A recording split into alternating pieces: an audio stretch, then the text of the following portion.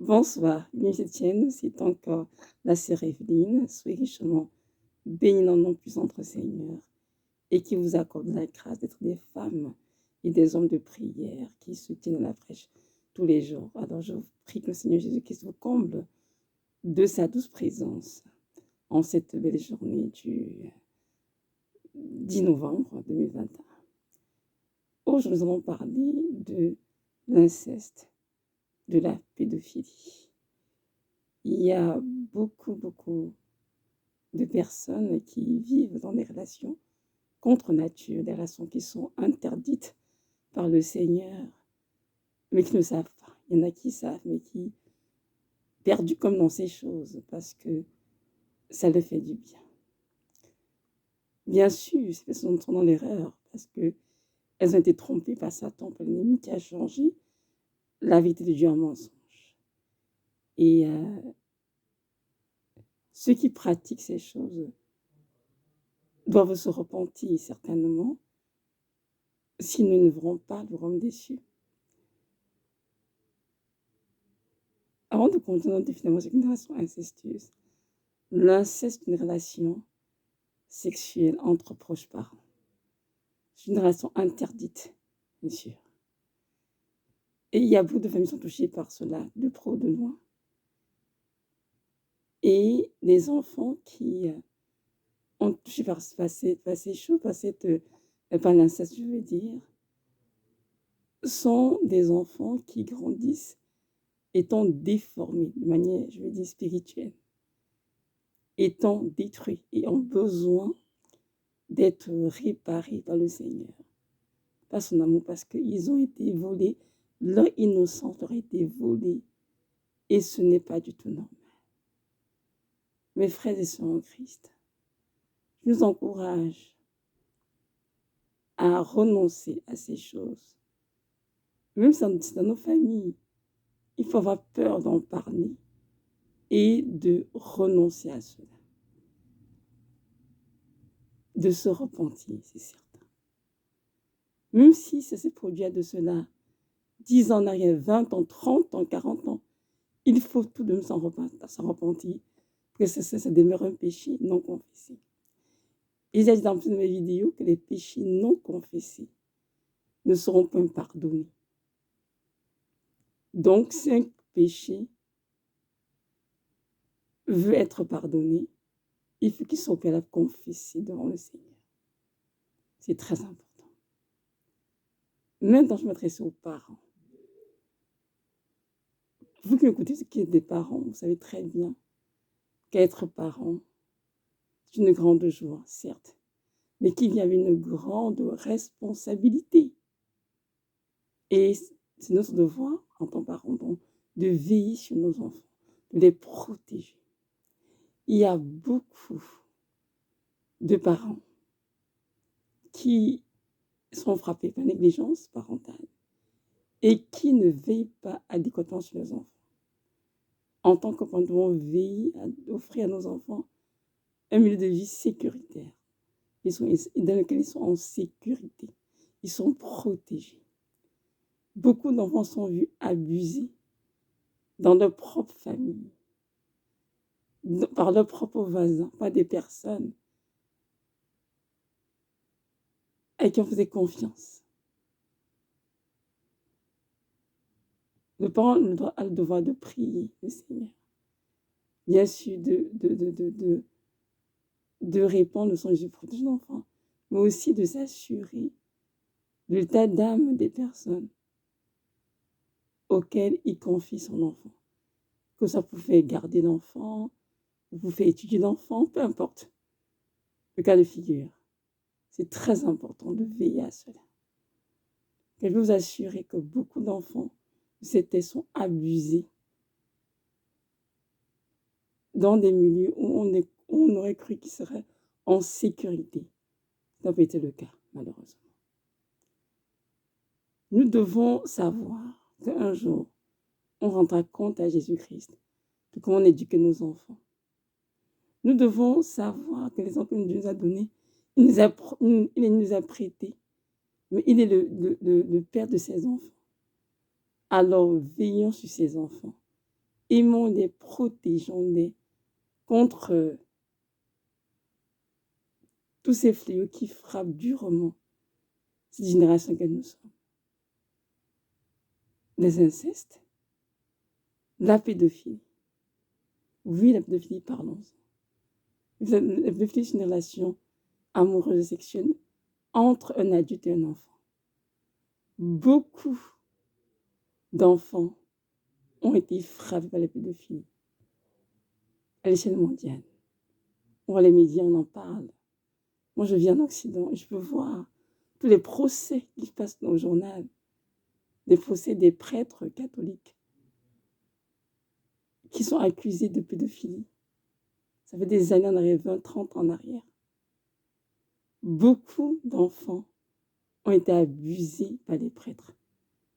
Et aujourd'hui, ils sont en train de réclamer justice. Donc on le sait. Mais l'Église, au lieu de dénoncer cela et d'amener ces prêtres à se repentir, l'Église a voulu cacher, couvrir cela avec un drap blanc, alors qu'en dessous, c'était pourri. La pédophilie, c'est un péché dans le Seigneur. Un péché qui détruit des vies, qui vole le sang des enfants. On est supposé les aimer, les encadrer, mais les attitudes auxquelles ils sont confiés sont ceux qui profitent d'eux. Les innocents, et ce n'est pas normal. Et quand je vois l'Église catholique, dans les églises évangéliques protestantes, la même chose se passe. Abus sur abus. Mes frères et sœurs, dans quelle génération sommes-nous? Il y a des fois, j'ai l'impression que cette génération elle est même pire que Sodome et Gomorrhe. Si vous lisez la parole, vous qui lisez la parole, vous allez voir dans Genèse que Sodome et Gomorrhe sont des peuples qui ont été éradiqués de la terre, complètement retranchés par le Seigneur. Pourquoi? Parce qu'à Sodome et Gomorrhe, il y a une sorte de pratiques abominables. L'inceste, l'homosexualité, la luxure sombre, la pédophilie, des gens qui couchaient avec des bêtes, toutes sortes de choses s'y passaient. C'était horrible. Et le Seigneur, étant fortement attristé, a juste décidé son souveraineté de détruire ces peuples pour ôter le méchant du milieu de la terre. Aujourd'hui, nous sommes dans la grâce. Malgré tout ce qui se passe, le Seigneur, dans sa grâce, continue de crier. Repentez-vous, comme le ciel proche. Parce que Dieu désire que ses enfants rentrent tous au paradis. Sans de la grâce. Nous devons prier. Prier pour notre repentance et la repentance de tous ceux qui sont concernés par ces choses dans le monde entier. Que ce soit l'inceste, que ce soit la pédophilie ou toute autre chose. Nous devons prier, mes frères et sœurs. Et c'est bien pour nous qui sommes chrétiens de faire donc le chapelet de la miséricorde divine de Sainte Faustine. C'est très important pour que le Seigneur vraiment soit apaisé, que plusieurs se repentent de les actes abominables. Cette vidéo que je fais aujourd'hui, je l'ai fait parce que j'ai fait un rêve. Et je vois un enfant qui était abusé par un adulte. Il me suis rendu compte que le Seigneur continue de saigner toutes ces plaies à cause de toutes ces choses qui viennent arracher son cœur. Nous devons prier beaucoup pour nos enfants. Pas juste les nôtres qui sont nés de nos entrailles, mais même aussi des enfants de nos voisins, de nos familles, du monde entier, nous prions pour ces enfants-là. Est-ce que vous savez qu'il y a des réseaux de trafic pour les enfants? Des réseaux dans lesquels les enfants sont vendus, volés, kidnappés pour servir d'objets sexuels, pour satisfaire les adultes. Est-ce que vous savez cela? Il y en a beaucoup. Beaucoup d'enfants sont détruits, jour après jour, par des adultes qui abusent de ces enfants. Et ça, c'est partout dans le monde entier, c'est partout. Nous devons prier pour ces enfants, pour que Dieu les délivre de la main de leurs bourreaux et que Dieu les restaure, parce que les enfants ont besoin d'être guéris, restaurés. Pour ceux qui survivent, parce qu'il y en a plusieurs qui décèdent dans ces abus. Imaginez-vous un enfant avec un adulte. N'est-ce pas affreux? Un enfant qui est encore en formation, de des petites filles de 8 ans, de 7 ans, dont le corps n'est même pas formé, des bébés qui sont en train d'être violés par des adultes. Imaginez-vous vous-même. N'est-ce pas affreux? Mes frères et sœurs, je vous en prie, prions pour ces enfants, que le Seigneur les délivre de la main de l'ennemi. Prions pour ces enfants, afin que Dieu donne vraiment de l'espérance et un avenir meilleur. Et nous qui sommes parents, veillons sur nos enfants. Laissons de côté les choses qui nous distraient et veillons sur nos enfants. Prions pour nos enfants tous les jours. Prions avec eux et montrons-leur le chemin de la vie éternelle. Enseignons la parole du Seigneur. Enseignons-leur les choses de Dieu pour leur communiquer les valeurs du ciel. Qu'ils comprennent qu'il y a des choses qu'ils ne doivent pas accepter dans leur propre vie, parce que ce sont des choses contre nature, telles que l'inceste, l'homosexualité, la pédophilie et bien d'autres. Nous devons savoir que la nuit est avancée. L'ennemi est déchaîné, croyez-moi. Que ce soit après nous les chrétiens et aussi surtout après nos enfants, bien sûr. Vous traînez tout le monde en enfer. Je nous encourage vraiment à prendre un temps tous les jours prier pour ces enfants-là qui souffrent, qui ont été vendus dans ces réseaux, qui sont abusés matin, midi, soir, qui sont détruits, afin que Dieu leur vienne en aide.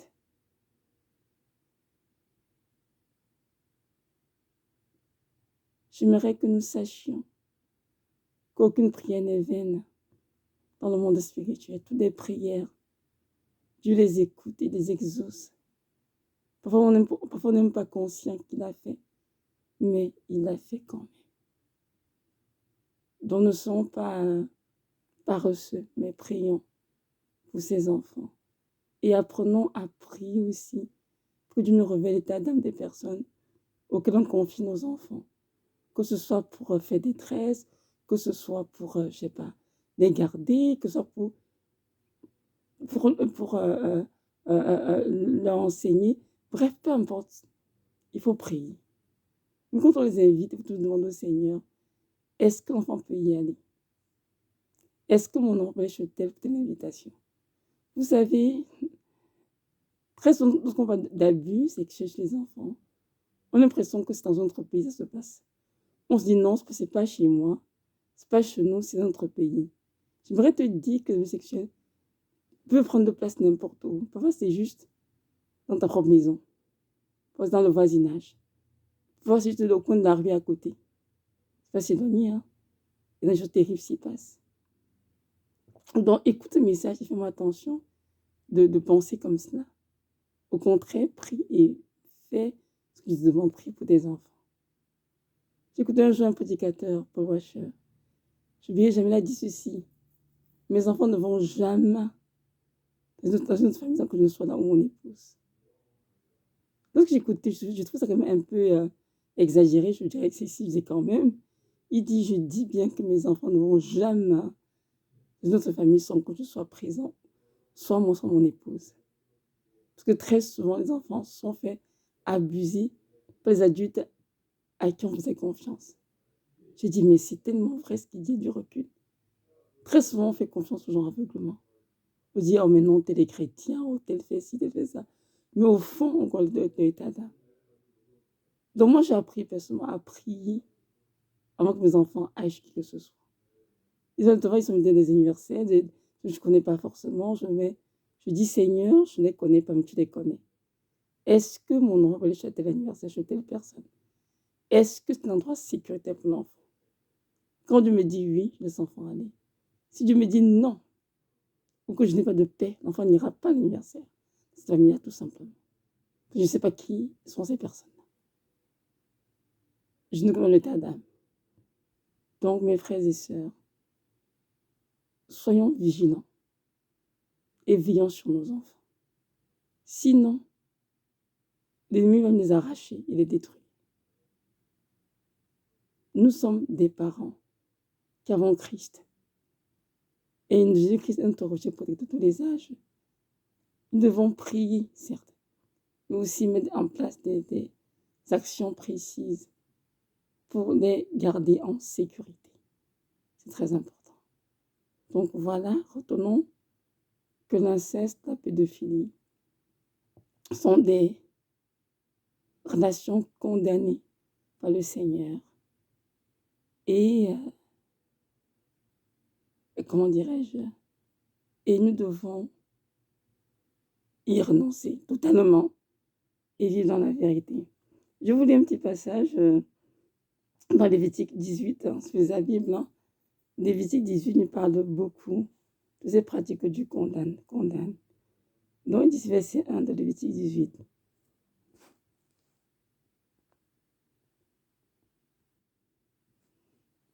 Il dit ceci, je lis dans la BJC, c'est un peu différent de l'E-second, mais c'est la même chose qui est dite. Yahweh parla à Moïse en disant, parle aux enfants d'Israël et dis-leur, je suis Yahweh, votre Elohim. Vous ne ferez pas ce qui se fait en terre d'Égypte, où vous avez habité, ni ce qui se fait en terre de Canaan, où je vous conduis. Vous ne marcherez pas selon leurs statuts. Vous pratiquerez mes ordonnances et vous garderez mes statuts pour y marcher. Je suis Yahweh, votre Dieu. Vous garderez mes statuts et mes ordonnances. L'homme qui les observera vivra par elles. Je suis Yahweh. Nul homme ne s'approchera d'aucune manière de sa proche parente pour découvrir sa nudité. Je suis Yahweh. Tu ne découvriras pas la nudité de ton père, ni de ta mère. C'est ta mère, tu ne découvriras pas sa nudité. Tu ne découvriras pas la nudité de la femme de ton père. C'est ta nudité de ton père. Pardon, excusez-moi, c'est la nudité de ton père. C'est la nudité de ton papa. Tu ne découvriras pas la nudité de ta sœur, fille de ton père, ou fille de ta mère, née dans la maison ou née au dehors. Tu ne découvriras pas leur nudité. Quant à la nudité de la fille de ton fils ou de la fille de ta fille, tu ne découvriras pas de nudité, car elles sont ta nudité. Amen. Je vous peux lire à la maison, c'est très long, mais c'est très édifiant. Je veux juste que nous sachions ce que le Seigneur dit de découvrir la nudité. Il parle en fait de relations sexuelles avec ces personnes. Car ce sont des relations contre nature, contre la volonté de Dieu. Ce sont des relations incestueuses. Et nous devons donc renoncer à ces choses et nous repentir s'il y a eu cela dans notre famille ou dans notre, dans notre maison. Il faut vraiment s'en repentir. Et c'est bien dit ce verset 1 aux enfants d'Israël, de ne pas pratiquer des choses qu'ils ont vues dans le pays d'Égypte où ils habitaient avant, ni dans le pays de Canaan où il est conduit. C'est-à-dire que l'inceste, l'homosexualité, et bien d'autres choses terribles se pratiquaient dans le pays d'Égypte et aussi à Canaan, où Dieu conduisait les enfants d'Israël. Mais il leur a déjà mis en garde en disant de ne pas pratiquer ces choses-là, mais de garder ces ordonnances et ces statuts. Nous, qui vivons dans ce monde pervers et corrompu, nous devons faire attention, ne pas pratiquer comment dirais-je, les choses à venir de ce monde, pour nous garder de ces choses et nous soumettre à la parole du Seigneur, marcher dans sa volonté, dans sa vérité. et éviter de se compromettre. Il y a beaucoup de choses qui prennent place en ce temps de la fin. Nous avons vu sous nos yeux l'homosexualité qui a été légalisée dans plusieurs pays, mais qui demeure toujours du Seigneur, l'abomination. Nous avons vu l'avortement légalisé, qui est dans le Seigneur toujours l'abomination. Et je vous assure que dans quelques années, on va au stade de fini, légalisé. Et ce sera le comble devant le trône de Dieu. Donc, prions pour que ces choses ne nous touchent pas, les chrétiens. Et que les personnes même qui sont enfants de l'ennemi soient délivrées et se soumettent plutôt au Seigneur. Donc voilà, mes frères, je vous encourage vraiment à lire à la maison Lévitique 18, tout le chapitre au complet. Ça parle très bien de tous les cas d'inceste que Dieu reprimande. Et aussi le fait de coucher avec un homme comme si on couchait une femme, le fait de coucher avec une bête. Toutes ces choses y sont inscrites. Je vous encourage vraiment à lire cela à la maison et à tête reposée, bien comprendre du Seigneur sa pensée et bien sûr dénoncer ces choses, les condamner et ne point prendre part. Donc voilà. Que notre Dieu vous bénisse et vous accorde vraiment la paix, la joie en abondance et de nous cette grâce de demeurer dans la vérité de Christ. Parce que notre Dieu se réjouit lorsqu'on sent la vérité. Et sans la vérité, on ne sera jamais libre. C'est qui dans Romains, c'est qui dans Jean 8,32. Vous connaîtrez la vérité, et la vérité vous affranchira. Donc, mes frères et sœurs, que la vérité fasse partie de votre vie intégrante. Shalom.